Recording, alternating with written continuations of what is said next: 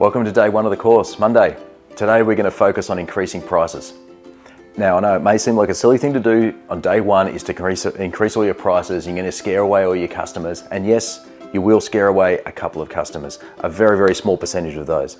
And in the long run, it's going to be well worth it because more customers are going to be coming in. Why? Because we associate high price with high quality. Have you ever seen one of those service station or fast food coffees for $1 or $2? Did you think it was going to be good quality? Chances are you probably didn't. We associate high price with high quality and low price with low quality. So if you're on the cheaper end of things, the first thing you need to do is increase your prices, but at the same time increase your quality. You also want to charge a premium for a good quality product. So the two things you need to think about at the same time. First, increase your prices only by a small amount. Increasing it by anything more than 10% and people will notice the increase. If it's 5 or 10%, no one will say anything. But at the same time, you want to make sure you're selling a good quality product. It's got to be value for money.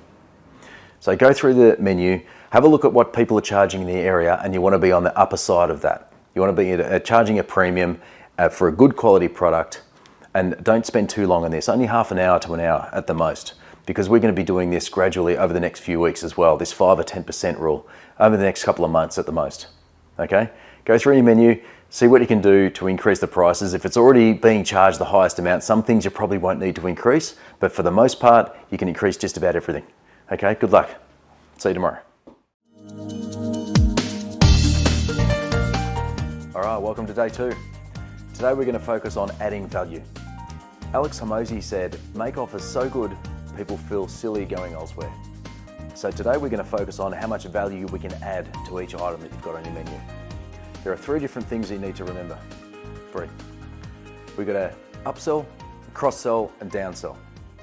So upsell, you might have heard before, but it's probably not what you think. Upsell is the same item, but a larger size. So if you've got a medium, you go into a large. If you've got a large, you go to a jumbo. That's upselling, increasing the size of something. Cross-selling is probably the term that you've heard of the least, but it's something that you're probably most familiar with. So if they get a drink, they get a burger with that. If you get a coffee, you can have a muffin. So that's selling something of a similar value alongside of what they've already got. That's cross-selling. And downsell, you may not have ever heard before, but downsell is for when people don't want the size that you've got or it's too expensive, you offer something a little bit smaller. So if they want a medium coffee, but they've only got a couple of bucks, you might have something smaller for them. If the portion size is a bit big, they might only want a couple of slices of toast rather than the full big breakfast, so you offer something a bit smaller. I recommend you have a mini menu or something smaller, maybe a kid's menu for the downsell, but focus on those 3 different aspects and think about what you can add value to. And that phrase, would you like something else with that? Don't be afraid to use that. People are used to that. If they get a coffee, do you want to have a muffin with that? Do you get any other food with that? Is there anything else you want with that meal? Do you want a drink with that? Okay, think about what else you can add to that. All right, so here you go. Go through your menu, follow through the workbook, and I'll see you tomorrow.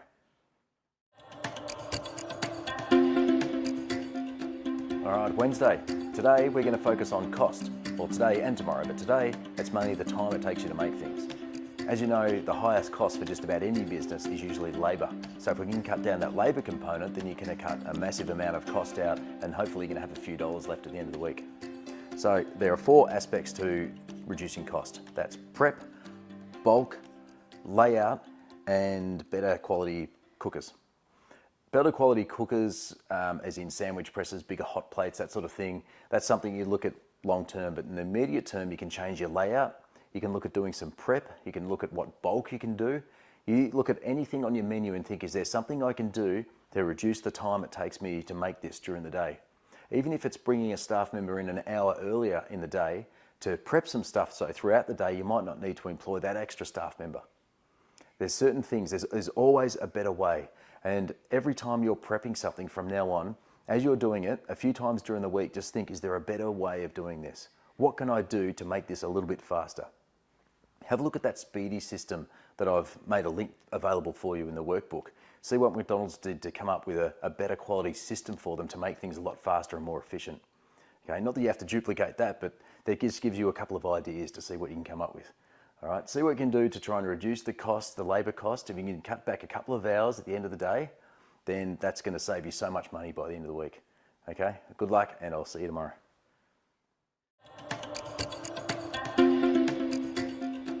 All right, Wednesday. Today we're going to focus on cost. Well, today and tomorrow, but today it's mainly the time it takes you to make things. As you know, the highest cost for just about any business is usually labour. So if we can cut down that labour component, then you can cut a massive amount of cost out and hopefully you're going to have a few dollars left at the end of the week. So there are 4 aspects to reducing cost. That's prep, bulk, layout, and better quality cookers. Better quality cookers, as in sandwich presses, bigger hot plates, that sort of thing, that's something you look at long term, but in the immediate term you can change your layout, you can look at doing some prep, you can look at what bulk you can do, you look at anything on your menu and think, is there something I can do to reduce the time it takes me to make this during the day? Even if it's bringing a staff member in an hour earlier in the day to prep some stuff so throughout the day you might not need to employ that extra staff member. There's certain things, there's always a better way.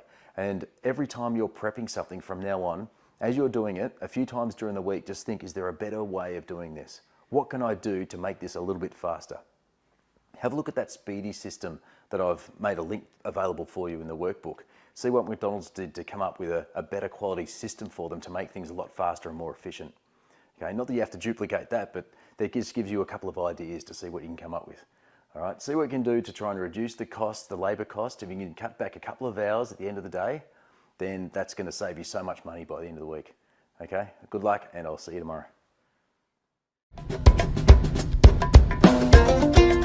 All right, welcome to day 4 of week 1. Today we're going to focus on cost again, but it's more the cost of the raw materials going into your menu.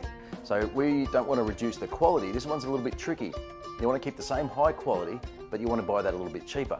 And the best way of doing that is buying in bulk. So talk to your supplier, talk to the people who you buy your products from, and ask them if you were to buy double the amount or triple the amount, if you've got the storeroom, that is. You might not have the fridge space for it or the storeroom for it, but if you can, buy double the amount and ask them if they can get a discount on that.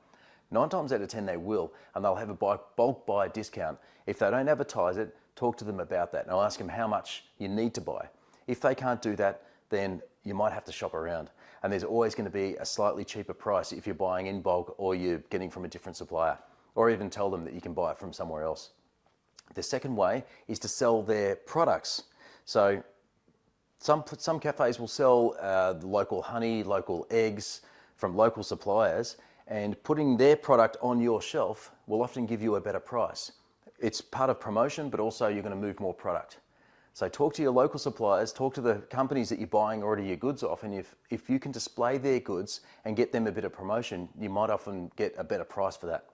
And the third thing is the portions.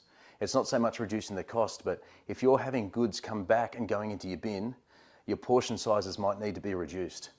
And have a look at what's coming back on your plates and see if you can cut that or expand some things and try and match, so you want clean plates coming back every time. You might not need to have as much garnish on there. You might be able to reduce those portions just enough. What you want is for people to be satisfied, but to have clean plates. It's a tricky balance, but see how you go with that. Go through the workbook, and I'll see you tomorrow. All right, welcome to week 1, day 5. Today, we're going to start getting more customers in your door. So you've done the groundwork, but today we need to start looking at what marketing we need to do to get more people in. Before we do that though, you need to understand what marketing actually is. And the best way I've had it explained to me is through a story about the circus. So, say the circus is coming to town and they put posters up in all the shop windows advertising that the circus is coming to town. That's advertising. Say they get an elephant to walk through the main street and they put someone on top of the elephant and they say the circus is coming to town. That's promotion. Say the elephant walks through the mayor's garden and the newspaper comes down and writes a story about it. That's publicity. And say the mayor reads the report, he has a bit of a laugh, he sees the garden and he tells his friends about it. That's public relations. Say all those people saw all that and they come to the circus and there's you at the front and you sell them tickets and you sell them show bags and they buy coffee and sweets. That's sales. Now if you organise the whole thing and put it all together, that's marketing. So we're going to start off by a very small ad. For the most part, advertising doesn't work that well in cafes for one big reason. It's usually not targeted to the correct demographic. So I want you to start thinking about who your demographic is. So we're going to choose a small ad in a local newspaper, a very small ad, just to try and get the ball going. But first, if your customers are the elderly, in that ad you could put in something like, raisin toast by a warm fire, $3. If your customers are the office workers, you can put in coffee within 3 minutes, nice and fast. If your customers are families, you can put in, there's a little playroom and we do ice creams. Something like that, but you want to focus your ad for your correct demographic. But you need to start thinking about who your demographic is first. The other thing you need to do is start getting loyalty programs going. Loyalty cards are the best ones to start with. If you haven't already got them, you need to start getting some loyalty cards. And when you get the loyalty cards going, offer to have them stay at your shop. Some people want to take them with them, but if you can keep them in a little teledex thing, or even better, you put them on the wall for the world to see. When you display them on a wall, just on a little pin chalkboard or corkboard, then two things happen. One, the customers come in, they know their loyalty card is always going to be at the shop. But a better thing is when new customers come in, the first thing they see is a wall displayed full of loyalty cards. It shows the new customer that you have loyal customers straight off the bat. The second thing you can do is start getting a contact list. So start gathering names and addresses. You can start this from day one. So start this straight away. And you can do this by offering a free muffin, a free treat, an upgrade, but try and gather some emails. And we're going to work with this a bit later on down the track, but start this like now. Gathering a few emails, this is going to be a contact list, and this is going to be worth a lot of money for you. It's going to be worth a lot of money for the business. So gather some emails and do it through offering something as well. Okay? Go through the workbook, follow the directions, and I will see you next week.